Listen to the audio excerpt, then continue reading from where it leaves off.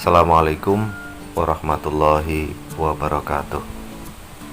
Sebelum kita masuk ke pesan dari beliau Wali Gendon, kita membahas dulu tentang beliau itu dari mana sih, dan beliau hidup tahun berapa, dan karomah yang pernah didapatkannya itu apa. Beliau berasal dari kota Pekalongan.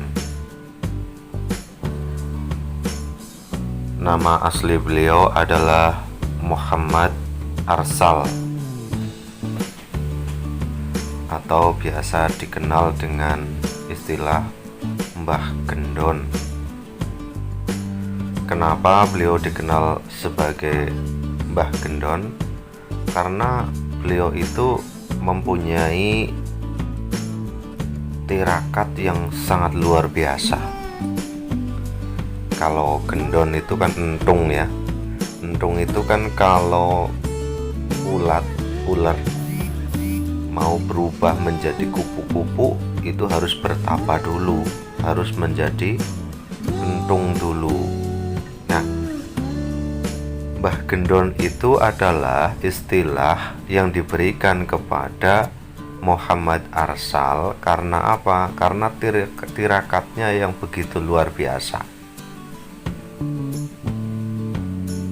Itu. Nah, Wali Gendon ini beliau hidup sekitar tahun 1868. Lahirnya itu 1868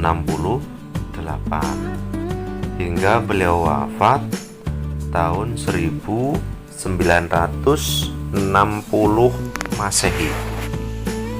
Ini adalah keterangan yang diberikan oleh ahli waris makam dari Mbah Gendon, yaitu Bapak Muhammad Arifin. Beliau adalah putra dari pasangan Bapak Tarep dan Bu Takumi. Beliau lahir tepatnya di desa Kesesi, Kecamatan Kesesi, Kabupaten Pekalongan. Beliau adalah anak tunggal, anak satu-satunya sematawayang. Sejak kecil, beliau dikenal sebagai seorang anak yang pendiam, mengalah, serta pemaaf. Beliau dalam kesehariannya selalu dididik oleh orang tuanya dengan cara yang sederhana dan penuh dengan kemandirian. Beliau dilatih sebagai penggembala ternak milik orang lain hingga sampai usianya remaja dan dewasa. Sifatnya itu tidak berubah, bahkan semakin menjauhi perkara-perkara duniawi,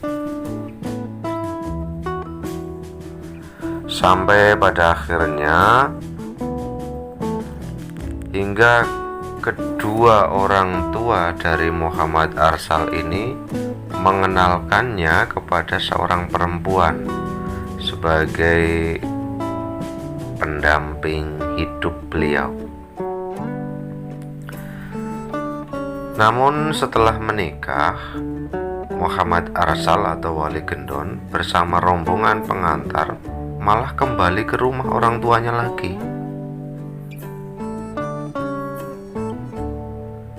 Ketika ditanya, ternyata beliau, Mbah Gendon, itu belum memiliki keinginan untuk berumah tangga. Namun, beliau itu masih menginginkan memperdalam ilmu agamanya, atau masih menginginkan mondok. Sehingga Mbah Gendon berpamitan kepada kedua orang tua serta sanak saudaranya untuk mondok ke daerah Babakan di Cirebon, Jawa Barat.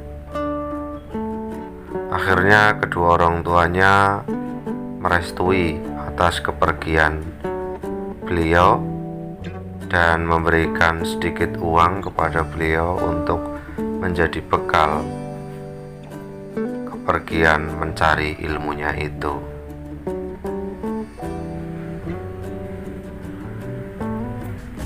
Nah, hingga akhirnya nanti Wali Gendon itu atau Muhammad Arsal itu belajar di pondok pesantren yang ada di Cirebon itu.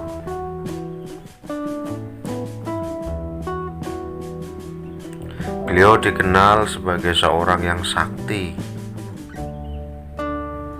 dan beliau dikenal sebagai seorang waliullah karena tirakatnya itu, dan diikuti dengan kesabaran yang dimiliki oleh dirinya, sehingga menjadikan Allah memberikan kemuliaan kepadanya. Dan berikut ada pesan yang disampaikan oleh beliau ketika seorang ingin dikasihi oleh Allah, atau istilahnya adalah waliullah, kekasih Allah. Bagaimana pesan beliau? Kita lanjut ya. Pesan dari Wali Gendon Pekalongan. Seseorang yang menginginkan menjadi waliullah harus ada beberapa hal yang harus dilakukan. Ada 4 hal yang harus dilakukan, setidaknya demikian. Yang pertama, biasakanlah mengalah kepada keadaan yang kadang tidak kita senangi, karena seringkali apa yang tidak kita senangi itu adalah muncul dari keinginan nafsu diri kita sendiri. Maka tundukkanlah sesuatu yang mendatangi kita tetapi tidak kita senangi. Yang kedua adalah bagaimana kita bisa melakukan sesuatu itu adalah dengan mengharap ridho dari Allah. Jangan sampai kita melakukan sesuatu tetapi tidak ada tendensi dalam melakukannya, hanya mencari ridho Allah. Karena apa yang kita lakukan sesungguhnya hanya menjalankan kehendak dari Allah. Maka dengan mengharap ridho dari Allah ini muncul kesadaran diri, muncul sifat andab asor, sifat mulia lainnya, dengan harapan apa yang kita lakukan dengan kehati-hatian dan selalu hanya menuju kepada ridho Allah. Yang ketiga adalah bersabarlah dalam melakukan sesuatu. Sabar melakukan tindakan-tindakan terhadap orang-orang yang mengancam kita ataupun yang lainnya. Jadi sabar itu kan menahan dari segala sesuatu yang berkaitan dengan apa yang tidak dikehendaki oleh Allah. Khususnya adalah sabar menahan dari sifat amarah, sifat-sifat yang tidak baik yang ada pada diri kita ataupun pada diri orang yang ada di sekeliling kita. Yang keempat adalah biasakanlah bermunajah kepada Allah dengan cara zikrullah, mengingat Allah dimanapun kita berada dan kapanpun kita berada. Karena dengan cara berzikir ini kita bisa mendekatkan diri kepada Allah. Karena hanya dengan melalui zikrullah inilah sehingga kita akan menjadi manusia-manusia yang semakin dekat dengan Allah. Karena tiada hal seseorang bisa dekat kepada Allah kecuali dirinya selalu berniatan untuk selalu semakin dekat dan semakin dekat.